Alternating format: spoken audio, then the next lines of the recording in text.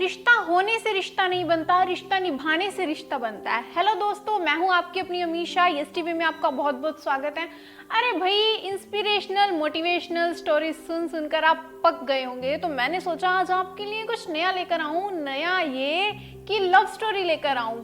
मैंने सुना है कि लव स्टोरी में आपका इंटरेस्ट बहुत ज़्यादा है और आप आज के टाइम में लव स्टोरी सुनना और देखना ज़्यादा पसंद करते हैं। वो लव स्टोरी मैं आपको दिखा तो नहीं सकती, लेकिन वो लव स्टोरी मैं आपको सुना ज़रूर सकती हूँ। आपने ये देखा होगा कि हम लोग रिश्ता बना लेते हैं लेकिन उसे निभा नहीं पाते, जबकि रिश्ता एक फूल की तरह होता है। जब तक हम उसमें वाटरिंग करते रहेंगे तब तक वो रिश्ता है बनता चला जाएगा, लेकिन जिस दिन हम वाटर देना बंद कर जाएंगे वो फूल जो है ना वो सूख जाएगा। ऐसे ही जो रिश्ते होते हैं ना वो सूख जाते हैं। जब हम उनकी केयर करना बंद कर देते हैं, हम उनकी देखरेख करना बंद कर देते हैं, हम उनसे प्यार करना बंद कर देते हैं, तो रिश्ते भी सूख जाते हैं। तो लेकर आई हूँ मैं आपके लिए कुछ यही स्टोरी को जरा ध्यान से सुनिएगा। इसमें आपको बहुत इंटरेस्ट आने वाला है और आप बहुत कुछ सीखेंगे। और मुझे कमेंट सेक्शन में जरूर बताना कि आपने इस स्टोरी से क्या सीखा। तो स्टोरी को शुरू करते हैं। ये स्टोरी है अमर की। अमर रोजाना की तरह ऑफिस में जा रहा है। वो घर से ही अक्सर खाना घर से ही लेकर जाता है। एक बार होता यूं है कि वो अपना खाना ना कैंटीन में माइक्रोवेव में गर्म करके ना आ रहा होता है अपने कैबिन की तरफ, तो उसका जो टिफिन है ना वो किसी से लगकर गिर जाता है।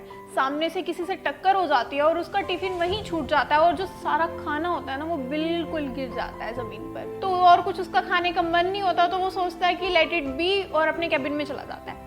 कैबिन में जाकर वो सोचता है कि मेरे टेबल पे ना बहुत ज्यादा जो है सामान गिरा हुआ है, तो क्यों ना मैं इसको सही से रख दूं, इनकी सही पोजीशन पे इनको रख दूं। जो टेबल पर उसका सामान होता है वो उनको सही जगह पर रख रहा होता है, तो वो देखता है कि उसके ड्रॉर में ना उसकी बीवी और उसके बच्चों की पिक होती है। वो देखकर ना उसे शौक हो जाता है और वो सोचता है कि ये कब टेबल से ड्रॉर में आ गई, मुझे तो पता ही नहीं चला।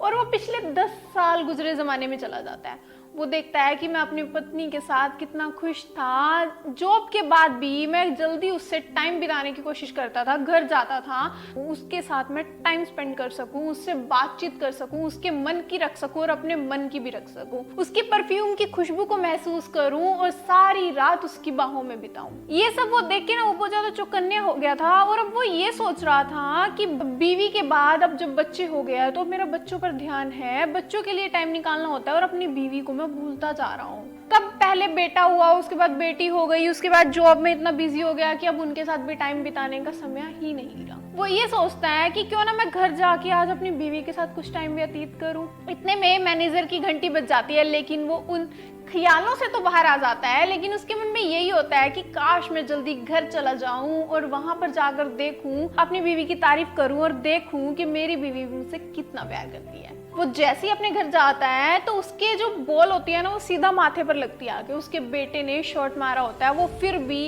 अपनी पत्नी को ढूंढ रहा होता है। वो अपनी पत्नी को ढूंढता रहता है। तो उसकी पत्नी एकदम से रसोई से बाहर निकलती है एक चाकू के साथ, जैसे वो अपने बच्चे को अल्टीमेट कर रही हो, उनको धमकी दे रही हो कि तुमने तैयार होना है तो हो जाओ, वरना मेरे पास और भी बहुत काम है और मुझे पार्क में तुम्हें तभी लेके जाऊंगी जब तुम तैयार हो जाओगे, मेरे पास और भी बहुत सारे काम है। ये देखकर अमन ने बोला कि रात को मैं इसके साथ टाइम स्पेंड करूंगा और तब इनसे बात करूंगा।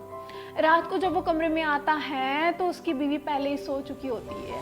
उसके हाथ में से, उसके शरीर में से परफ्यूम की खुशबू नहीं, उसके हाथ में से प्याज और हल्दी की खुशबू जरूर होती है।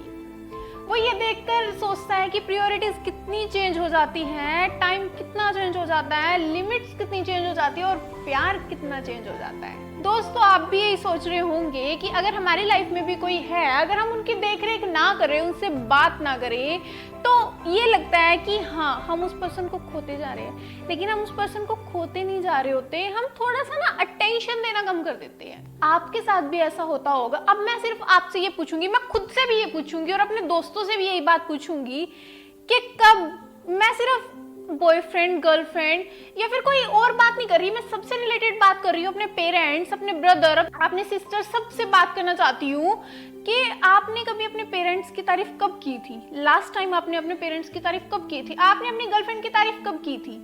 आपने अपने बॉयफ्रेंड की तारीफ कब की थी, आपको याद है?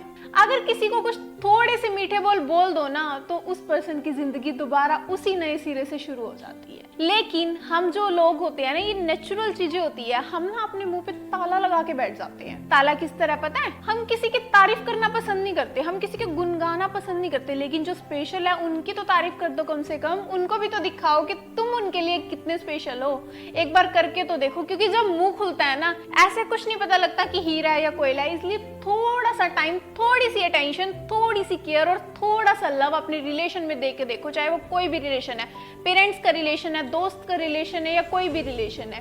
तो ऐसे ही अमन ने अपनी अगले दिन एक कैंडल लाइट डिनर का अरेंजमेंट किया, एक टेबल बुक किया और वहां पर उसने अपनी पत्नी को बुलाया और अपनी दिल की सारी फीलिंग शो की।